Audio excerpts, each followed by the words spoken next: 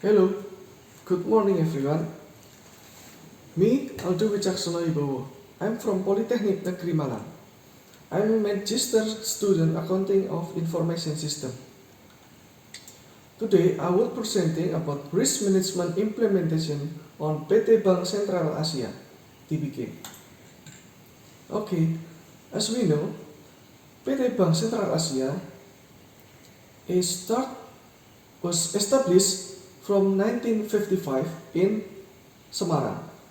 So until 1999, the BCA replication process was complete with which in Indonesian government through IBRA control 92.8% of BCA share as a result of an exchange with Bank Indonesia Liquidity. So the highlight from 2000 and 2005 period of corporate action, in 2000, BBP and IBRA divested to 22.5% of all BCA shares through an initial public offering, reducing IBRA ownership to 70.3%. In 2001, secondary public offering is 10% of the total of share in BCA. So IBRA's ownership of BCA decreased to 60.3%. In 2002, Varindo Investment or Mauritius Limited accurate 51% of BCA total share through a strategic private placement tender process. In 2004, IBRA divested 1.4% of BCA share to domestic investors through a limited offering. In 2005, Indonesia Republic from PT Perusahaan Pengelola Aset is doing divestment in overall BCA investment. The mission of PT Bank BCA: build instruction that excel in payment, settlement and financial solution for business and individual. Second, understand the diverse needs of our customer and provide the right financial service in order to achieve optimal customer satisfaction. Third, increase BCA franchise value and stakeholder value. The vision of Bank Sentral Asia TBK. The vision is the community mainstay of choice bank which plays an important pillar of Indonesian economy. Next, this is the organizational structure of PT Bank BCA. Okay, you can see. Next, so this is the type of risk faced by PT Bank Sentral Asia TBK. BCA risk management is directed toward maintaining first, credit quality, second, liquidity position, and the third is capital adequacy, as well as paying attention to operational risk management as a transaction bank. Enterprise risk management. In accordance with the Financial Service Authority regulation related to financial conglomerates, BCA has implemented a risk management protocol designed to mitigate risks influenced by BCA and its subsidiaries. The BCA, as the main entity of the financial conglomerate, carries out operation and 10 types of risk as defined by Financial Service Authority. Risks that consist of 8 risks that have been previously managed in the application of bank risk management, namely credit, market, liquidity, operational, legal, reputation, strategic, and index risk, plus 2 other risks. Namely interaction risk, group and risk insurance. The implementation of integrated risk management covers 4 main pillars that it is summarized in the chart below. First, active supervision by the Board of Directors and the Board of Commissioner and the main entity on the BCA financial conglomeration. Second, adequacy of integrated risk management policies, procedure and limits. Third, adequacy of integrated risk identification, measurement, monitoring and control process. and integrated risk management information system. The fourth, comprehensive internal control system for the implementation of integrated risk management. So, the BCA efforts are made to reduce the risk is the implementation of risk management and internal control system is the responsibility of all BCA management and employee. Risk awareness continues to be installed at every level of the organization and is an integral part of the bank culture.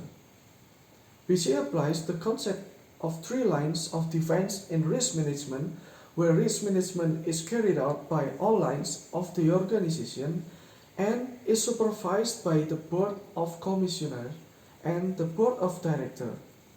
The application of the 3 lines of defense concept is described as follows. First, as the risk owner, all business unit and support unit functions as the first line of defense, managing risk related to their work units. Second, the risk management unit and compliance work unit function as the second line of defense, which monitor the implementation of risk management policies and guidelines in a coordinated manner. Third, the internal audit division function as the third line of defense in charge of providing independent assurance on the implementation of risk management at BCA. Prevention of PDP BCA in risk management. In this risk management strategy related to compliance risk, BCA has a strong commitment to always comply with prevailing laws and regulations and take steps to correct weakness when they occur.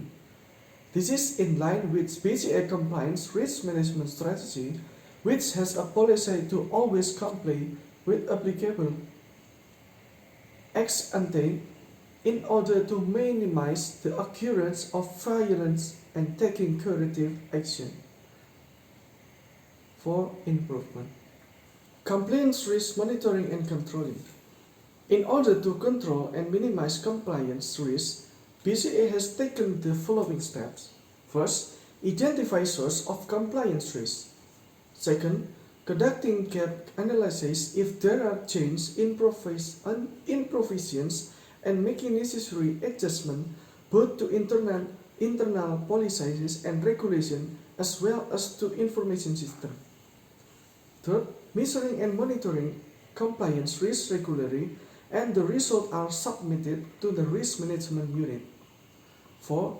Provide socialization of provisions and consulting on various implementation of regulation. 5. Conduct compliance tests on the implementation of provisions. 6. Develop a compliance matrix diary as a monitoring tool to maintain commitment to reporting obligation to regulators. 7. SKK also monitors suspicious financial transactions using the anti-money laundering application, and its implementation is audited regularly. Next is implementation of integrated risk management. The risk management implementation has been carried out by the BCA financial conglomerate includes first, active supervision by the Board of Directors and the Board of Commissioners of the main entity on the BCA financial conglomeration. Second, adequacy of integrated risk management policies, produce and limits. Third, adequacy of integrated risk identification, measurement, monitoring and control process, and integrated risk management information system. 4. Comprehensive internal control system for the implementation of integrated risk management. In terms of implementing integrated risk management, so BCA has first appointment of director in charge of the risk management function to become the director in charge of the integrated risk management function to carry out the implementation of integrated risk management. Second, establishment of an integrated risk management commit to ensure that the risk of management framework provides adequate integrated protection against of all of BCA and its subsidiaries. Third, adjustment of the organization structure of the risk management unit by adding an integrated risk management function to ensure that the risk faced by BCA and its subsidiaries are properly identified, measured, monitored, controlled, and reported through the application and appropriate risk management framework. 4. Identification of the main entity and subsidiary that are member of the BCA financial conglomerate. 5. Formulation of basic integrated risk management policies for the information of integrated of the risk management. 6. Compilation and submission of integrated risk profile report. 7. Review of the implementation of integrated risk management. 8. Compiling and submitting an integrated capital adequacy report. 9. Implementation of integrated stress testing for capital and liquidity. 10. Socialization, coordination, and communication with subsidiaries. So, BCA facing the insurance risk based on the result of an integrated risk assessment, the BCA financial conglomerate capitals adequate to anticipate potential losses that may arise or be faced by the BCA financial conglomerate in conducting its business. Okay, so the conclusion is, in order to improve the effectiveness of internal control, BCA has coordinated the SKMR work unit, the Internal Audit Division or DAE, and SWK through regular meetings and intense communication. The problem related to internal control, especially potential compliance risks, are reviewed and steps that need to be taken in internal control are formulated. Second, the Integrated Risk Management Committee has a main function of providing recommendation to the Board of Directors which include: first, formulation of integrated risk management policies; second, improvement of refinement of the integrated risk management policy based on the evaluation result of the implementation of the integrated risk management framework. Third, the BCA financial conglomerate also manages insurance risk due to the existence of a subsidiary which is engaged in insurance. Insurance risk is classified as low, which is the result of an assessment in inherently low risk and assessment of the quality of satisfactory risk management implementation. So that's all for my presentation. If you have any question, just comment on below. Thank you and goodbye.